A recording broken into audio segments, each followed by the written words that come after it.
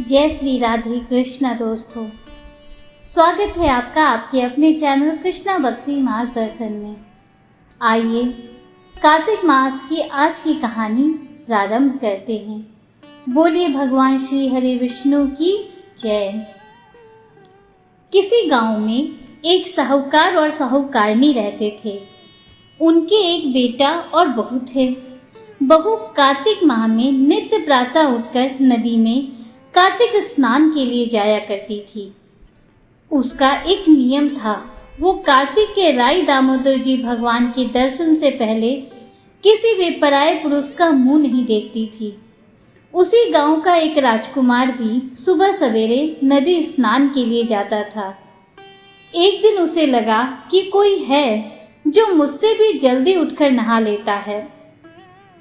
कार्तिक माह के 5 दिन बचे थे कि एक दिन साहूकार की पुत्रवधू तो स्नान करके वापस जा रही थी और उसी समय राजकुमार स्नान के लिए आया तो जल्दी जल्दी में साहूकार की पुत्रवधू की पांव की एक मोजरी वहीं छूट गई।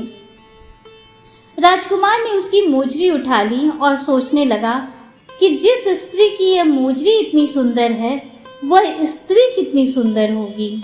उसने पूरे गांव में घोषणा करवा दी कि जिसकी यह मोजरी है वह 5 रात मेरे पास आएगी।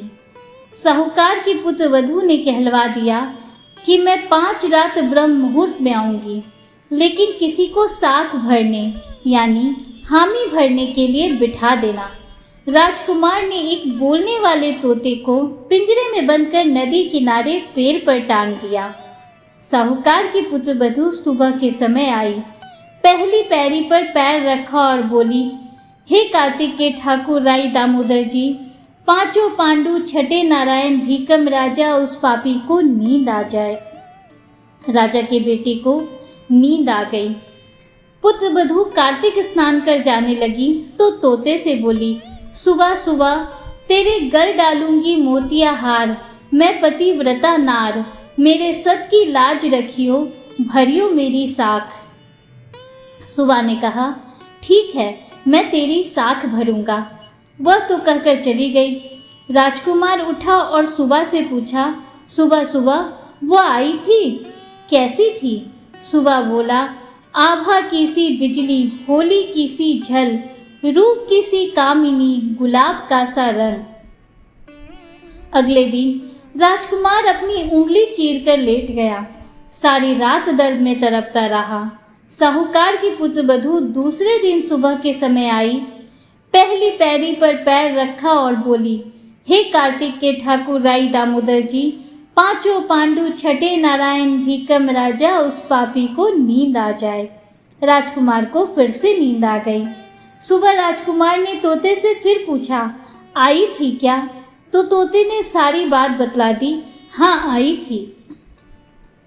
अब राजकुमार ने तीसरी रात को अपनी आंखों में मिर्ची डाल ली। आंखों में मिर्ची डालकर बैठ गया। सारी रात दर्द में तड़पता रहा। साहूकार की पुत्रवधू फिर आई और प्रार्थना करने लगी, हे कार्तिक के ठाकुर राई दामोदर जी, 5 पांडु छठे नारायण भीकम राजा उस पापी को नींद आ जाए। राजा के बेटे को फिर से नींद आ गई। सुबह राजकुमार ने तोते से फिर पूछा, आई थी क्या? तो तोते ने सारी बात बतला दी, हाँ आई थी। अब राजकुमार ने सोचा कि आज रात को मैं ठंड में बैठा रहूंगा।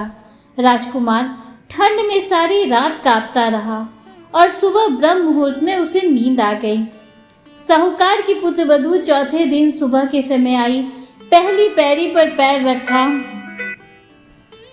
और बोली, हे कार्तिक के ठाकुर राई दामोदर जी, 5 पांडु छठे नारायण भीकम राजा उस पापी को नींद आ जाए। राजकुमार को नींद आ गई। सुबह राजकुमार ने तोते से फिर पूछा, आई थी क्या? तो तोते ने सारी बात बतला दी, हाँ आई थी। अब चारों रात निकल गई। राजकुमार ने सोचा कि आज की रात तो आखिरी रात है, आज तो मैं मेरी उंगली जला लूंगा, जलन से मुझे नींद नहीं आएगी। सारी रात जलन से तड़पता रहा। भगवान की कृपा से राजकुमार की सुबह आंख लग गई। साहूकार की पुत्रवधू 5वें दिन सुबह के समय आई और पहली पैरी पर पैर रखा और बोली, हे कार्तिक के ठाकुर राई दामोदर जी भगवान, आपने मेरी इतने दिन लाज रखी है, आज भी रखना। उस पापी को नींद आ जाए। राजकुमार को फिर से नींद आ गई। साहूकार की पुत्रवधू ने तोते से कहा, हे सुवा, उस पापी से कह देना कि मेरी मोजरी घर पहुंचा दे। राजकुमार हड़बड़ा कर उठा। राजकुमार ने तोते से फिर पूछा, आई थी क्या? तो तोते ने सारी बात बतला दी। हाँ, आई थी और उसने अपनी मोजरी मंगवाई है। राजकुमार को पतिव्रता स्त्री के सत को भंग करने का विचार करने के कारण क्रोध हो गया। राजा जी ने राजकुमार का बहुत से वैद्यों से इलाज करवाया, परंतु कोई दवा का असर नहीं हुआ। राजा जी ने आचार्यों को बुलवाया और पूछा। तब आचार्यों ने बताया कि राजकुमार को पतिव्रता स्त्री का सत भंग करने का प्रयास करने के कारण कोढ़ हुआ है। उसी के पाप स्वरूप इसका अंग अंग जल रहा है। तब राजा साहूकार की पुत्रवधू को अपनी बेटी बनाकर अपने घर लाया तथा उसके कार्तिक स्नान का पुण्य राजा ने अपने लड़के को दिया। उस पुण्य के प्रभाव से राजकुमार स्वस्थ हो गया तथा उसने अपने कृत्य के लिए क्षमा याचना की। राजा जी और राजकुमार ने सारी नगरी में कहलवा दिया कि सब कोई कार्तिक स्नान करे, वह स्त्रियों का सम्मान करे। हे पंचभीकु, भगवान कार्तिक मास में जैसे साहूकार की पुत्रवधू की लाज रखी, वैसे सबकी रखना। जय बोलो पंचभीकु भगवान की जय। ओम श्री हरि विष्णु। दोस्तों, उम्मीद करती हूँ कि कार्तिक मास की ये कथा आपको पसंद आई होगी। अगली कथा सुनने के लिए आप कल भी हमारे साथ जुड़े रहेंगे। अगर वीडियो आपको अच्छा लगा हो तो वीडियो को लाइक कीजिए, दूसरों के साथ शेयर कीजिए, कमेंट में हर हर महादेव, जय श्री राधे कृष्णा जरूर लिखिए। अगर आप हमारे चैनल पर पहली बार आए हैं तो चैनल को सब्सक्राइब कीजिए, बेल आइकन जरूर प्रेस कीजिए, जिससे आगे भी आपको ऐसी ही रोचक जानकारियाँ मिलती रहें।